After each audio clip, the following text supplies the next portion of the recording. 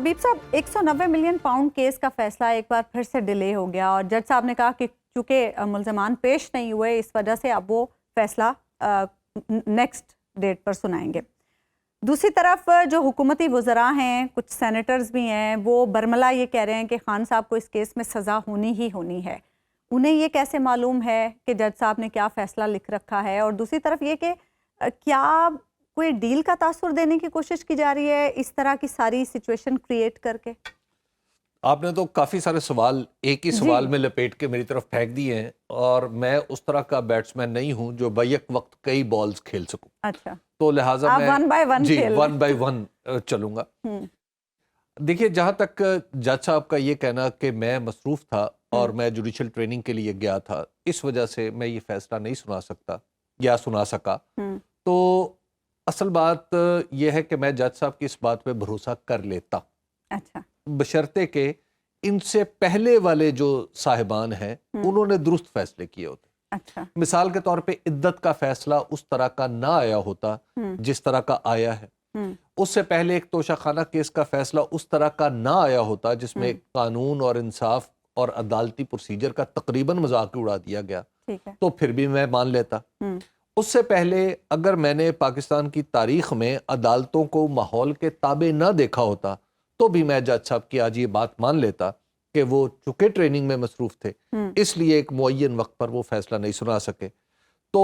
میں یہ بات ماننے سے اس لیے قاصر ہوں،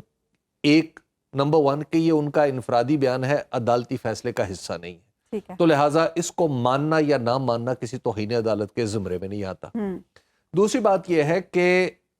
چونکہ سزا کے بارے میں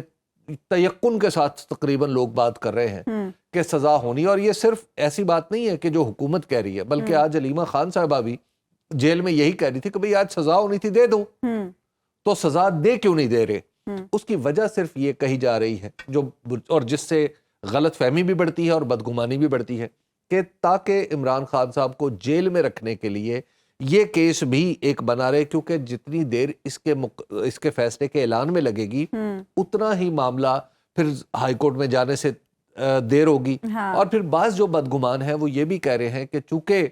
جو موجودہ جج صاحبان ہیں ہائی کورٹ کے، لاہور ہائی کورٹ، اسلام آباد ہائی کورٹ کے، ان سے چونکہ حکومت خوش نہیں ہے، تو جب تک کچھ نئے جج صاحبان نہیں آ جاتے اس وقت تک اس معاملے کو لٹکایا جائے تاکہ نئے آنے والے جج صاحبان کے سامنے خدا نخواستہ میں توقع نہیں کرتا کہ نئے جج صاحبان جو ہوں گے وہ کوئی حکومت کی بات مانیں گے، وہ قانون اور انصاف کے مطابق ہی فیصلہ کریں گے، لیکن بہرحال حکومت کے اندر حکومت کی جس طرح کی ساخت ہے اس سے اگر کوئی یہ بدگمانی رکھتا ہے تو اتنی بے بنیاد نہیں ہے۔ تو لہٰذا ایک تاثر تو یہ ہے جو پیدا ہوا ہے، اور جج صاحب اگر آج فیصلہ سنا دیتے یا آج ہی کی شام کی تاریخ شام کا ٹائم رکھ دیتے، کیونکہ لوگ تو راستے میں تھے، بشرا بی بی بھی جیل پہنچی تھی اور عمران خان صاحب کا کہنا تھا کہ فیملی کو بلا لیں، فیملی بھی آ گئی، وکیل بھی باہر کھڑے ہیں، اور وکیل باہر کھڑے ہو کے چلا رہے ہیں کہ جناب ہمیں اندر جانے دیں، ہم نے اندر جانا ہے، فیصلہ نہیں سنایا جا، فیصلہ سننا ہے، اور فیصلہ ان کے جانے سے پہلے ہی بقول وکلا کے یہ اناؤنس کر دیا جاتا ہے کہ جناب ہم تو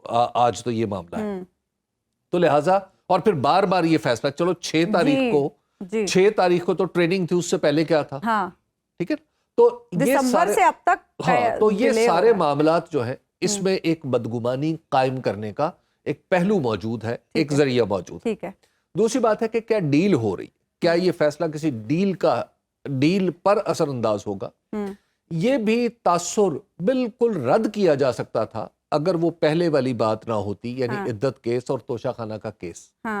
وہ فیصلے بھی بعض لوگ کہتے ہیں کہ وہ عدالتوں کے اپنے نہیں تھے، یا کم از کم عدالت کے اندر لکھے گئے تھے، لیکن وہ قانون کے مطابق نہیں تھے، وہ کسی کی ڈکٹیشن تھی یا کسی کی املا تھی۔ اب یہ بدگمانیاں چلتی رہتی ہیں، ہمیں عدالت کا احترام ہی کرنا چاہیے، لیکن جو جن ججوں نے وہ فیصلے لکھے تھے ان کی قابلیت کے اوپر تو مجھے کافی شک ہے۔ اچھا حبیب صاحب، حکومت اب چونکہ مذاکرات کے میدان میں تو آ چکی ہے، مذاکرات سے بھاگ نہیں سکتی، لیکن بے اختیار بھی ہے، یہ بھی ایک مسئلہ ہے۔ دوسری طرف خان صاحب سے پورا ہفتہ ملاقات نہیں کرائی گئی، کہتے رہے ملاقات کرا دو، ملاقات کرا دو، ملاقات کے دن بھی تھے لیکن ملاقات نہیں ہوئی، چھٹی والے دن ملاقات ہو گئی۔ اس کے پیچھے کیا حکمت ہے، اور مذاکرات کی بیل کیسے منڈے چڑھے گی؟ مذاکرات کی بیل تو منڈے چڑھے گی۔ اچھا، ہاں، اس کی وجہ یہ ہے کہ حکومت چاہے شور مچاتی رہے، چاہے یہ کہتی رہے کہ ہم نے مذاکرات نہیں کرنے، حکومت کے پاس یہ آپشن اصولی طور پہ نہیں ہوتا کہ وہ کہے کہ میں نے مذاکرات نہیں کرنے۔ حکومت تو ہر کسی سے مذاکرات کرنے کے لیے تیار رہتی ہے، اور اپنے سیاسی مخالفین کے لیے جو موجودہ حکومت کا سب سے بڑا پیغام ہی یہ رہا ہے اور بار بار رہا ہے کہ میں مذاکرات کرنے کے لیے تیار ہوں، یعنی حکومت کی طرف سے حکومت کہتی ہے کہ ہم مذاکرات کرنے کے لیے تیار ہیں، تو لہٰذا حکومت تو مذاکرات کرے گی، اور حکومت کی جہاں سیاسی مجبوریاں ہیں وہاں کچھ دیگر مجبوریاں بھی، اچھا، تو اس نے تو مذاکرات کرنے ہیں۔ تو اسی طرح پی ٹی آئی کی اپنی مجبوریاں ہیں اور اپنی ضروریات ہیں اور اپنے مطالبے ہیں، تینوں چیزیں ہیں جو اس نے منوانی ہیں، تو لہٰذا وہ بھی مذاکرات کرے گی۔ تو ابھی اور مذاکرات سے جب راستہ نکل رہا ہو تو اس میں سب کو مذاکرات کرنے چاہیے۔ اور میں آپ کو دلچسپ بات بتاؤں کہ آئندہ حکومت کچھ دنوں میں جب اگلی نشست ہوگی